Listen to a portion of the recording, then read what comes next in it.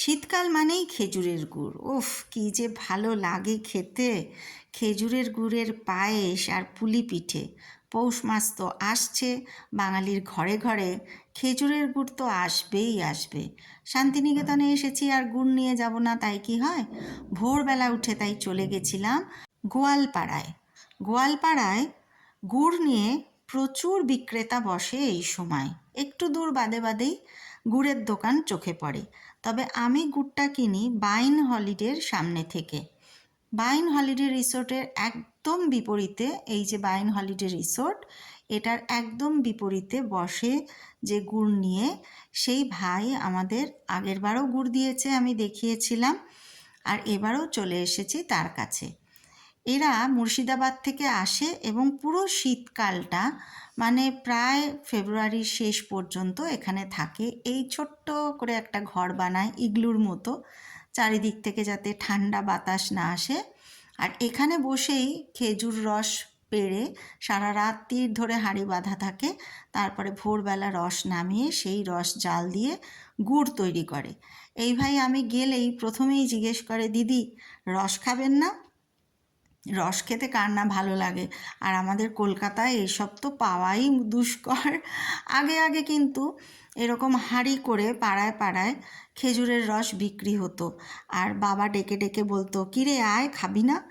সেই দিন তো আর নেই, আর এখন আর দেখিও না এদের, পেলে তো ভাগ্যের বিষয়। তো একবার রস তো খেয়েই নিলাম, ভীষণই মিষ্টি, ভীষণই সুস্বাদু, এরকম প্রাকৃতিক একটা জিনিস, সেটা কার না ভালো লাগে? আর শীতকাল ছাড়া তো পাওয়াই যায় না। এইটা হচ্ছে ভাটি, যেখানে ওরা গুড় জাল দেয়, রস জাল দেয়, দিয়ে গুড় তৈরি করে।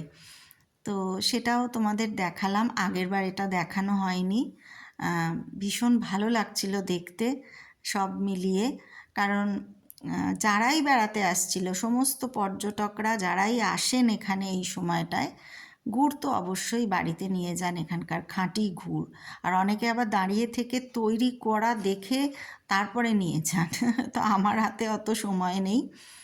আমি ভাইকে বিশ্বাস করি যে উনি ভালো গুড় দেন, এবং সত্যিই আমি আগেরবার নিয়ে গেছি, মানে আমি ফ্রিজে রেখে দিয়েছিলাম গুড় প্রায় 6 মাস, খুবই ভালো ছিল। অনেক কিছু বানিয়েছি এই গুড় দিয়ে। তা গুড় আমি নিয়ে নিলাম ঝোলা গুড়, যেটা এমনি খেতেও ভালো লাগে, গরম গরম রুটির সাথে নলেন গুড়, সে যে কি মানে অসাধারণ একটা খাওয়া বাঙালির।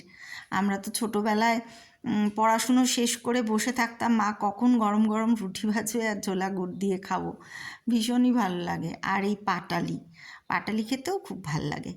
মিষ্টি মাত্রই বাঙালি ভালোবাসে, সেটা কোনো কথা না, কিন্তু নতুন গুড়ের আলাদাই স্বাদ।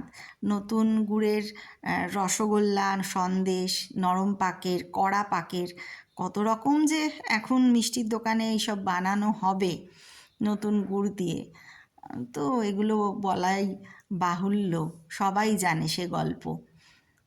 এই হচ্ছে সেই জায়গাটা, জায়গাটাও অপূর্ব সুন্দর, চারিপাশটা দেখলে একেবারে চোখ মন জুড়িয়ে যায়। তারপরে গুড় কেনা শেষ হলো, বাড়ি ফেরার পালা।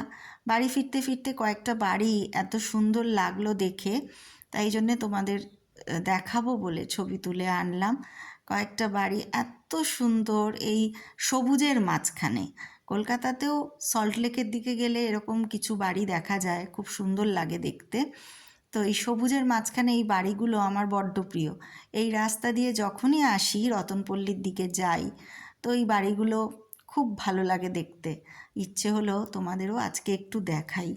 আর রতনপল্লির মাঠে একটু একটু করে আসছে পর্যটকরা, সামনেই পৌষ মেলা, সেই জন্যে অনেক তোড়জোড় শুরু হয়েছে, মাঠ পরিষ্কার হচ্ছে, চারিদিকে দোকানপাট যেন আরও একটু বেড়ে উঠেছে বা ঝকমক করছে।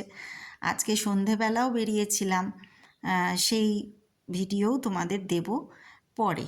চলে এসেছে বাড়ি, এখন ঢোকা যাক।